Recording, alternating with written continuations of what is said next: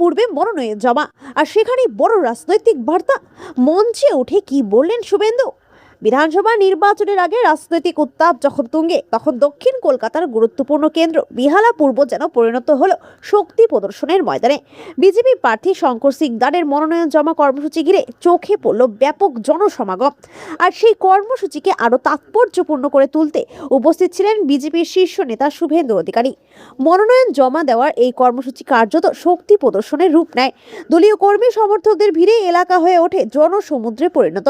এই মঞ্চ থেকেই সর্বহান শুভেন্দু অধিকারী। তিনি সরাসরি রাজ্যের মুখ্যমন্ত্রী মমতা বন্দ্যোপাধ্যায়ের সাম্প্রতিক মন্তব্যের পাল্টা জবাব দেন। শুভেন্দুর বক্তব্যে উঠে আসে রাজ্যের শাসন ব্যবস্থা, উন্নয়ন এবং আইন শৃঙ্খলা নিয়ে তীব্র সমালোচনা। তিনি দাবি করেন, এবারে নির্বাচন শুধু রাজনৈতিক লড়াই নয়, এটা পরিবর্তনের লড়াই। অন্যদিকে বিজেপি প্রার্থী শঙ্কর সিকদারও আত্মবিশ্বাসী সুরে জানান, বেহালা পূর্বের মানুষ পরিবর্তন চাইছে এবং তিনি সেই পরিবর্তনের মুখ হতে প্রস্তুত। মনোনয়ন জমা কর্মসূচিতে কর্মী সমর্থকদের উচ্ছ্বাস ছিল চোখে পড়ার মতো। স্লোগান, পতাকা আর সমর্থকদের উপস্থিতিতে গোটা এলাকা কার্যত নির্বাচনী আবহে মেতে ওঠে।